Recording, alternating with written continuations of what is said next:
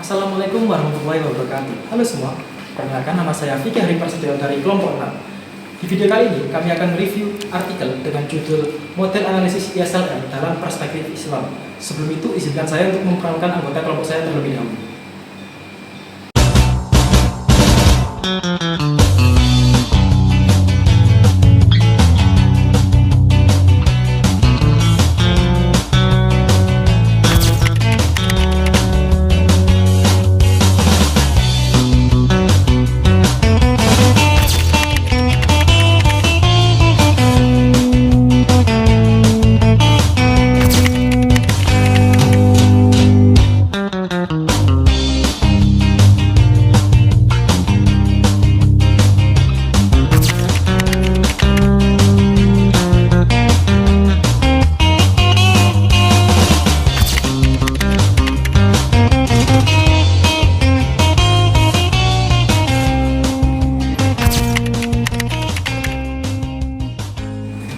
Itu saja mungkin perkenalan dari kelompok kami. Selanjutnya langsung masuk ke pembahasan utamanya saja yang akan dijelaskan oleh rekan saya.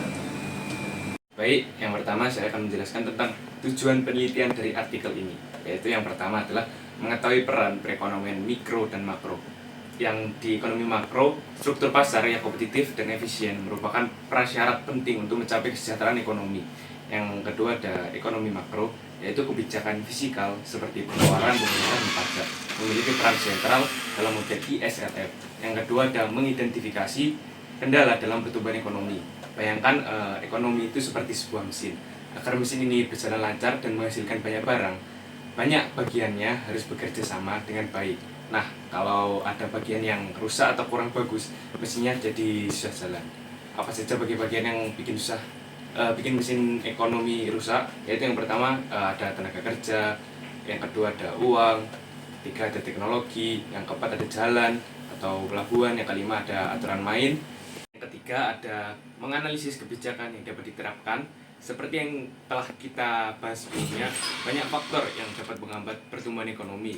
Untuk mengatasi hal ini, diperlukan kebijakan yang komprehensif dan disesuaikan dengan kondisi spesifik suatu negara. Beberapa kebijakan yang umum diterapkan antara lain, yaitu yang pertama, kebijakan moneter, yang kedua ada kebijakan fiskal, yang ketiga ada kebijakan struktural, yang keempat ada kebijakan luar negeri. Terus yang terakhir ada memberikan rekomendasi untuk peningkatan ekonomi agar ekonomi negara kita makin maju. Untuk memerlukan agar ekonomi negara kita maju, yang kita perlukan yaitu yang pertama belajar berinovasi. Pendidikan yang baik dan ide-ide kreatif itu sangat penting. Yang kedua ada dukung usaha toko-toko kecil dan warung makan, bisa menciptakan banyak laprak atau lapangan kerja. Yang ketiga ada bel produk dalam negeri. Dengan begitu uang akan terus berputar dalam negeri. Yang selanjutnya ada bangun infrastruktur, jalan yang bagus dan listrik yang lancar memudahkan aktivitas ekonomi. Yang selanjutnya ada manfaat teknologi. Teknologi bisa meningkatkan produktivitas. Dan yang terakhir ada kerjasama dengan negara lain, yaitu memperluas pasar dan mendapatkan bantuan. Oke, yang selanjutnya saya akan menjelaskan latar belakang penelitian. Nah, di latar belakang penelitian ini ada 4, yaitu yang pertama ada permasalahan perekonomian. Di permasalahan perekonomian ini dibagi menjadi 2 faktor ya. Yang pertama ada faktor internal. Nah, di faktor internal ini ada sumber daya alam yang terbatas. Keterbatasan sumber daya alam seperti minyak bumi, gas alam, dan mineral dapat menghambat pertumbuhan industri dan energi. Kemudian yang kedua ada kualitas sumber daya manusia yang rendah. Rendahnya tingkat pendidikan, keterampilan, dan kesehatan masyarakat dapat mengurangi produktivitas tenaga kerja. Kemudian yang ketiga ada infrastruktur yang tidak memadai. Keterbatasan infrastruktur seperti jalan, pelabuhan, dan jaringan listrik dapat menghambat distribusi barang dan jasa serta meningkatkan biaya produksi. Nah, kemudian ada faktor eksternal. Yang pertama ada krisis ekonomi global. Krisis ekonomi global dapat menyebabkan penurunan permintaan terhadap ekspor, mengurangi aliran modal asing, dan memperlambat pertumbuhan ekonomi. Kemudian yang kedua ada perubahan kebijakan ekonomi negara lain. Perubahan kebijakan ekonomi negara lain seperti perubahan suku bunga atau nilai tukar mata uang dapat berdampak pada perekonomian suatu negara. Kemudian yang ketiga ada perubahan iklim. Perubahan iklim dapat menyebabkan bencana alam seperti banjir, kekeringan, dan badai yang dapat merusak infrastruktur dan mengganggu aktivitas ekonomi. Oke, baik, yang poin kedua ada permasalahan ketenaga kerjaan. Nah, kita tahu ya di Indonesia ini ketenaga kerjaannya itu masih kurang merata dan masih banyak lagi lah. Yang poin ketiga yaitu peran ekonomi mikro dan makro. Ekonomi mikro dan makro saling melengkapi dalam model ISLM. Konsep-konsep mikro memberikan dasar mikroekonomi untuk membangun model, sedangkan konsep-konsep makro digunakan untuk menganalisis implikasi kebijakan ekonomi pada tingkat makro. Dengan memahami hubungan antara keduanya, kita dapat memperoleh pemahaman yang lebih baik tentang bagaimana perekonomian bekerja. Kemudian yang keempat yaitu mengenai kebijakan yang diperlukan. Untuk kebijakannya, yang pertama ada kebijakan fiskal, adalah kebijakan pemerintah yang berkaitan dengan pengelolaan, pendapatan, dan belanja negara untuk mempengaruhi perekonomian kebijakan ini. Kebijakan ini meliputi pengaturan pajak, pengeluaran pemerintah, dan utang publik. Tujuannya bisa untuk mendorong pertumbuhan ekonomi, mengurangi inflasi, atau mencapai keseimbangan anggaran.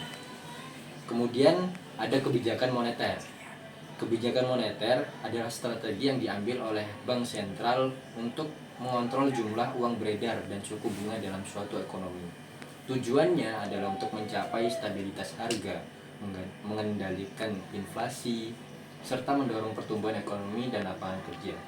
Kebijakan ini dapat dilakukan melalui berbagai instrumen seperti operasi pasar terbuka, penetapan suku bunga acuan, dan pengaturan cadangan minimum. Oke, yang selanjutnya akan dijelaskan oleh teman saya. Selanjutnya saya akan menjelaskan tentang metode penelitian. Jadi artikel ini menggunakan metode komparasi. Dengan menggunakan metode komparasi ini, peneliti bermaksud untuk menarik sebuah konklusi dengan cara membandingkan ide-ide dan pendapat-pendapat literatur.